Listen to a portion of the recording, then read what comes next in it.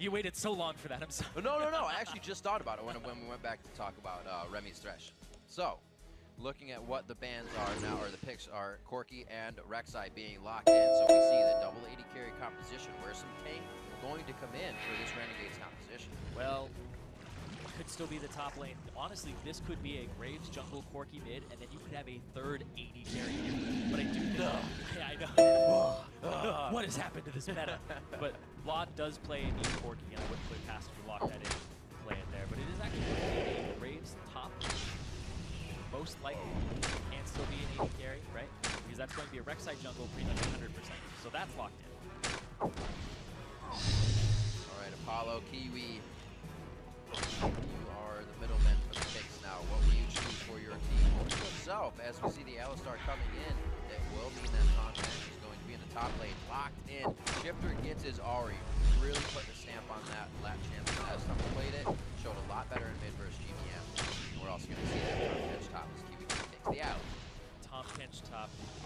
Graves. Talked about the match before. Graves has an edge early. Really get up to those item points where he's no longer just a kind of a damage 8 burst 80 carry. He becomes extraordinarily tanky as well. Now the Alistar for Kiwi Kid, it's pretty much a classic thing for him. You're going back to how Remy has performed in promotion and Challenger series. Well, in relegations, Kiwi Kid kept Dignitas in with a 5-man pulverize in game 5. So he's going back to a pick here that he knows how to engage on and that he can make it. Pixel brush near Baron. Remember the pulverize very clearly. Hopefully we can replicate that same play. We see teams locked in on both sides. Nice lock in plus poke potential coming in here from Renegades. They can kind of make some moves if they want to, if Remy can get those Thresh hooks. But it doesn't look like they have too many options out there.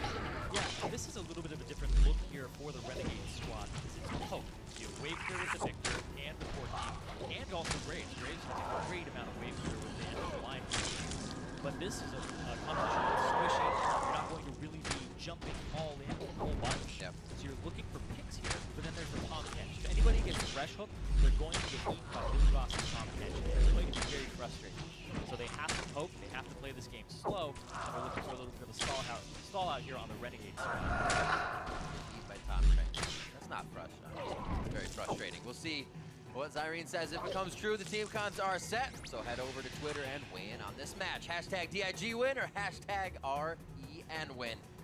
Lock in your vote and we will show you later how you are affecting the game.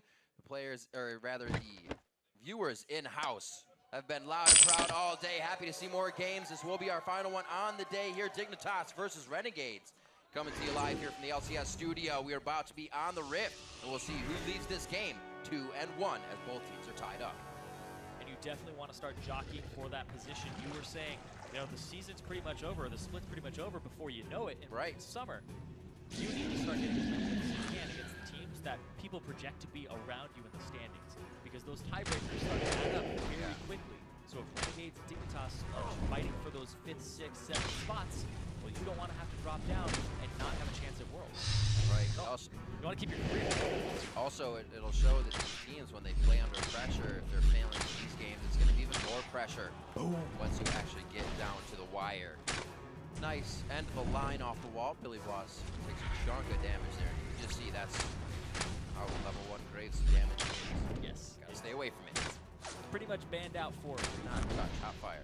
Yeah. If the end of the line makes contact with a wall, it immediately explodes. And the idea is that it's supposed to be a small amount of damage when it first goes out, and then you have 2 seconds to react. But there is that caveat: if it's against the wall, boom, you take it instantly. So stay away from it. Pretty much treat it like a pop. Don't be near a wall. Don't have a wall on the other side of you. Ward wars. Support wars back and forth. See what everybody's running in just a few here. So Shifter playing up against Fuki in that mid lane on the Ahri.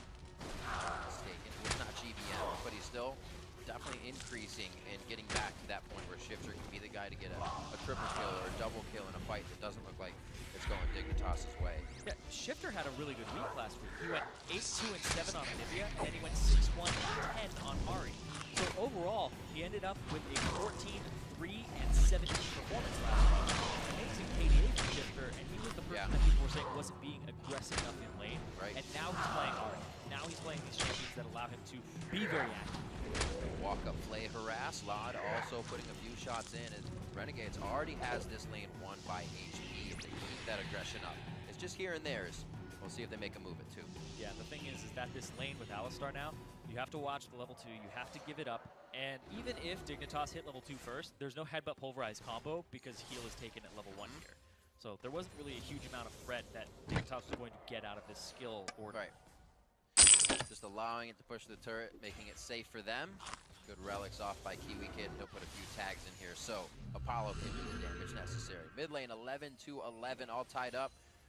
A lot of focus on the CS. Nothing has been done while CSing here. No trades of damage just yet.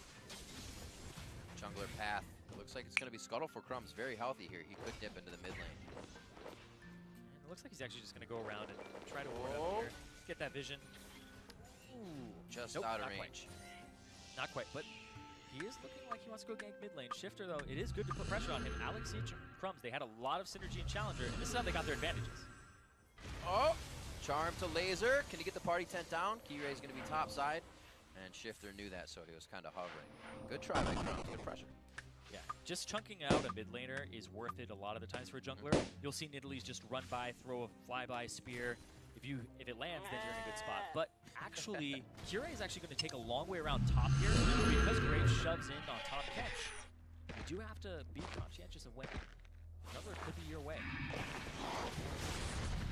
He actually backs up and plays a little bit of play it safe. Play it safe.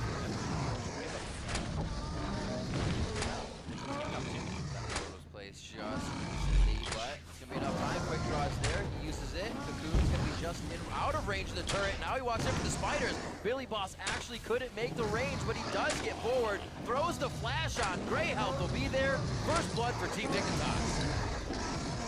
On the other side of the map, just cleaning up the jungle, so wasn't called to the top lane there to help out RF. And that's the problem, is when you have this Graves, you're constantly going to be shoving.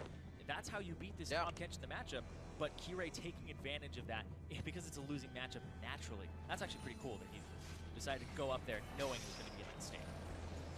Be a little bit different from the Tracer play we saw in Gen Air Graves. That 8-minute turret taken down in the top lane. We'll see if he can still do the damage and serve his purpose, because that's still what he wants to do. He's going to get back to that lane and still be able to keep doing the same thing. Yeah, he's going to continue to do that, but now he doesn't have a flash, and now he doesn't have a TP on that Graves in the top lane. So it becomes even riskier. He has to get wards. You see the pink ward in his inventory. He can place it down on the bush behind him. He's going to be able to clear out a ward. He's going to be able to be a little bit safer, but you should have your jungler play towards this side of the map. So pretty well off at the turret, though. We do see 33 to 19 CS for RF Legendary. Even though he went down, he will have to play safer, so that may be evened out here as Billy Boss puts on some pressure. CS around the map, generally in favor. That first play,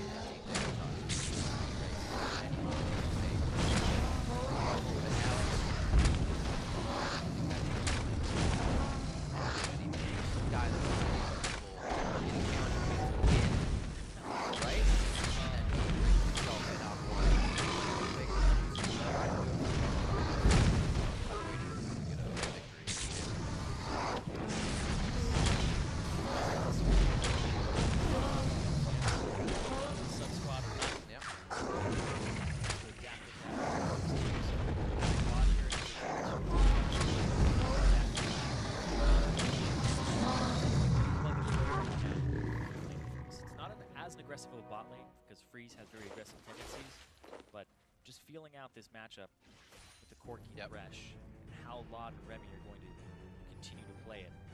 You have to kind of figure out what your style is midway. That's sharp. The trade actually was not that good coming from Alex. He missed his laser. Shifter feels good to go in. Kiray just to the side. And he gets the bite in. Kills down Alex each and gets the flash. Kiray is in the right places at the right time right now. He really is. Setting these up, and he is knowing, and he's communicating with his laners, hey, this is when I'm coming in.